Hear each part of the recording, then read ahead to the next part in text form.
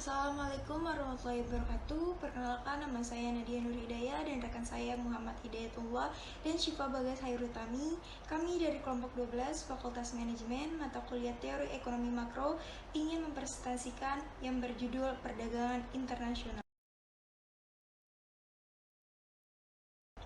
Pengertian perdagangan internasional merupakan suatu aktivitas berdagang yang dilakukan oleh dua negara yang berbeda. Perdagangan internasional dapat disebut pula sebagai international trade dan telah ada sejak pertengahan abad. Lebih jelasnya, perdagangan internasional ini dapat terjadi ketika ada kegiatan perdagangan yang dilakukan oleh dua negara berbeda dan tentu saja kegiatan tersebut telah disetujui oleh keduanya. Selain pengertian secara umum, menurut ahli yaitu Lahono Dipayana mengemukakan pengertian perdagangan internasional. Perdagangan internasional merupakan transaksi bisnis antara beberapa pihak yang melibatkan lebih dari satu negara. Perdagangan internasional dapat dilakukan oleh perseorangan maupun kelompok. Ada tiga bentuk hubungan ekonomi. Yang pertama, terjadinya pertukaran output atau hasil yang diperoleh suatu negara dengan negara lain yang telah menjalin kerjasama. Yang kedua, terbentuknya hubungan ekonomi dalam bentuk utang piutang yang terjadi antar negara. Yang ketiga, terjadinya pertukaran aliran produksi maupun pertukaran sarana produksi. Di beberapa negara, perdagangan internasional ini menjadi salah satu faktor utama yang dapat meningkatkan Gross Domestic Product atau GDP. Perdagangan internasional menurut negara, partisipasinya dapat dibagi menjadi tiga jenis, yaitu perdagangan internasional bilateral, perdagangan internasional regional, dan perdagangan internasional multilateral. Sedangkan menurut bentuknya, perdagangan internasional dibagi lagi menjadi beberapa jenis, yaitu dapat berupa ekspor dan impor, konsinyasi, border crossing, dan lainnya. Tujuan perdagangan internasional memiliki tujuan utama, yaitu untuk meningkatkan Gross Domestic Product atau GDP. Artinya perdagangan internasional bertujuan untuk meningkatkan total nilai dari produksi barang maupun jasa yang dijual oleh suatu negara pada negara lain selama 1 tahun lamanya.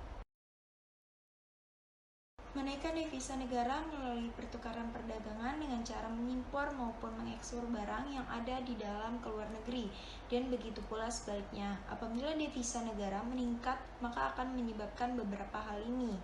Yang kedua, pertumbuhan ekonomi. Pertumbuhan ekonomi atau kenaikan produk nasional bruto (GDP) ini dihasilkan melalui faktor produksi milik warga negaranya yang tinggal di dalam maupun luar negeri, dan warga negara yang tinggal di dalamnya maupun yang tinggal di luar negeri tidak termasuk dalam GDP, jadi hanya faktor produksinya saja. Yang ketiga, mempengaruhi stabilitas harga barang ekspor. Stabilitas harga yang dimaksud merupakan cara pemerintah mempertahankan harga ketika terjadi fenomena inflasi yang mulai meninggi. Inflasi sendiri merupakan peningkatan ketersediaan uang sehingga dapat menyebabkan kenaikan harga barang. Yang keempat, eksistensi tenaga kerja. Eksistensi tenaga kerja merupakan salah satu faktor yang dapat mempengaruhi kelancaran dari segala tindakan yang berhubungan dengan pengadaan barang maupun jasa. 5. Memenuhi kebutuhan di negara lain. Kerjasama perdagangan internasional dapat membuat negara yang tidak memiliki barang maupun jasa yang diinginkan menjadi terpenuhi. Contohnya, Indonesia merupakan salah satu negara di Asia yang mengelola kedelai menjadi tempe, berbeda dengan negara di Eropa maupun Amerika. Perdagangan internasional dilakukan dan disetujui oleh kedua negara yang bekerja sama untuk memenuhi kebutuhan yang ada di negara lain. Ketika negara tersebut tidak dapat memproduksi kebutuhan yang dimaksud, alasan tidak dapat memproduksi kebutuhan tersebut bisa bermacam-macam, salah satunya adalah iklim negara yang berbeda. 6. Memperoleh keuntungan internal dan eksternal. Kebijakan perdagangan internasional ini tentu memiliki tujuan untuk mendapat keuntungan secara internal maupun eksternal. Seperti yang telah dijelaskan sebelumnya, negara tidak mampu untuk memenuhi kebutuhan penduduknya apabila negara tersebut tidak melakukan kerjasama dengan negara lain dan hanya mengandalkan dana atau anggaran dari pungutan pajak saja. Keuntungan internal yang dimaksud merupakan keuntungan yang dapat dimiliki oleh sebuah perusahaan. Contohnya seperti keuntungan yang didapat melalui banyaknya pesanan permintaan barang atau jasa dari luar negeri. Sedangkan keuntungan eksternal merupakan keuntungan spesialisasi yang diperoleh melalui fungsi dalam yang digunakan untuk mempertinggi keefektifan penggunaan faktor produksi. 7. Memperluas pasar. Tujuan dari perdagangan internasional selanjutnya adalah untuk memperluas pasar. Perdagangan internasional memiliki tujuan agar sebuah perusahaan yang ada di dalam negara tersebut dapat menjalankan mesin produksinya secara maksimal dan dapat menjual stok produknya tanpa perlu mengkhawatirkan kelebihan produksi yang dapat mengakibatkan turunnya harga produk maupun jasa yang dijual. 8. Transfer teknologi modern. Perdagangan internasional juga dilakukan demi memperoleh keuntungan dalam hal teknologi modern yang tidak bisa atau belum diproduksi atau juga diperoleh dari dalam negeri, sehingga membutuhkan kerjasama antar pihak luar negeri. C. Manfaat perdagangan internasional. Kebijakan perdagangan internasional memiliki beberapa manfaat. Salah satunya adalah dapat membuka kesempatan bagi negara lain untuk dapat memanfaatkan sumber daya yang ada di negara lain dengan proporsional. Selain itu, dengan perdagangan internasional, kedua negara yang telah menjalin kerjasama juga membangun hubungan ekonomi yang dapat membuat kedua belah pihak sama-sama untung. Manfaat perdagangan internasional. 1. Membentuk hubungan antar negara. 2. Dapat menciptakan efisiensi serta spesialisasi. 3. Dapat meningkatkan kemakmuran negara. 4. Dapat mengurangi pengangguran. 5. Mentransfer ilmu, pengetahuan, serta teknologi. 6. Menstabilkan harga. Kerugian dari perdagangan internasional. 1. Produk impor. Kemudahan mendapat produk impor di pasar dalam negeri bisa menghambat pertumbuhan sektor industri dalam negeri. 2. Kualitas tinggi dan murah. Barang impor dengan kualitas tinggi dan murah memunculkan perilaku konsumtif. 3. Eksploitasi sumber daya alam. Untuk memenuhi kebutuhan pasar dunia, maka akan ada eksploitasi sumber daya alam. 4. Persaingan industri. Persaingan industri yang tidak sehat membuat usaha yang bermodal kecil gulung tikar. Dan selanjutnya ada beberapa contoh perdagangan internasional. Yang pertama, perdagangan internasional ekspor. Yang kedua, perdagangan internasional impor. Dan yang ketiga, perdagangan internasional konsumsi. Dan keempat, perdagangan internasional barter.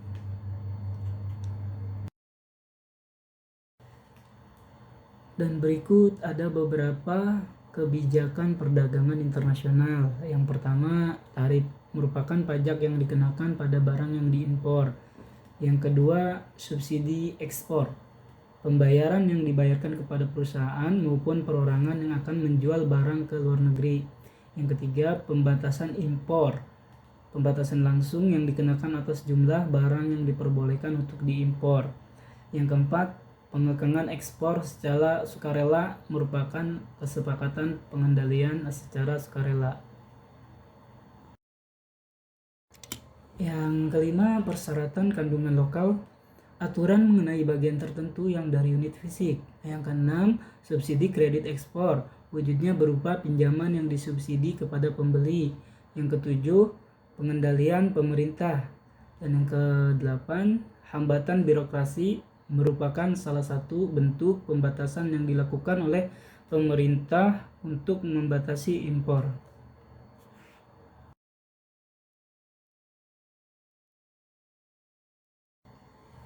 Dan berikutnya ada beberapa faktor penggerak perdagangan internasional. Yang pertama, faktor perbedaan sumber daya alam. Adanya perbedaan sumber daya iklim dan kualitas sumber daya manusia sehingga menimbulkan perbedaan kuantitas dan kualitas hasil produksi. Yang kedua, faktor perkembangan ilmu, pengetahuan, dan teknologi. Suatu negara ingin melakukan perdagangan internasional agar perkembangan iptek di negaranya tidak tertinggal dengan negara lain.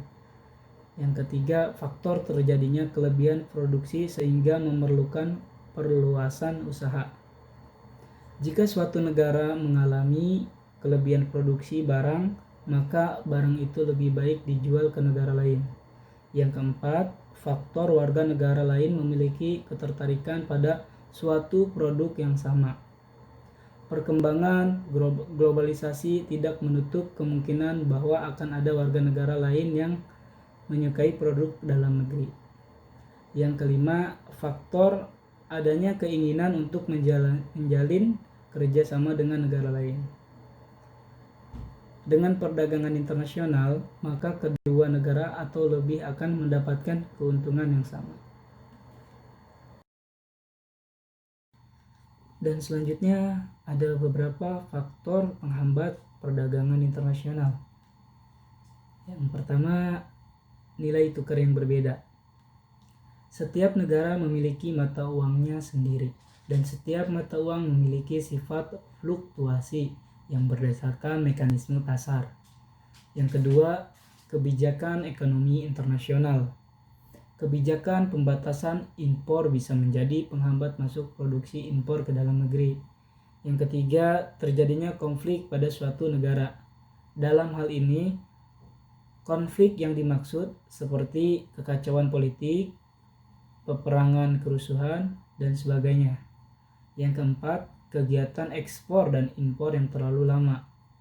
Kegiatan ekspor dan impor menjadi peran penting dalam terjadinya perdagangan internasional.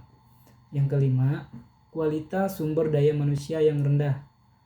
Kualitas sumber daya manusia yang baik akan menghasilkan proses produksi yang maksimal. Yang keenam, organisasi ekonomi regional pada suatu negara. Perkembangan ini menjadi hambatan dalam proses terjadinya perdagangan internasional karena hanya negara anggota dari organisasi tersebut yang diberi akses ketika melakukan perdagangan internasional. Sekian presentasi dari kelompok kami mengenai perdagangan internasional yang dibuat oleh Nadia Nur Hidayah, Sifa Bagas Hairutami, dan Muhammad Hidayatullah. Sekian dan terima kasih. Wassalamualaikum warahmatullahi wabarakatuh.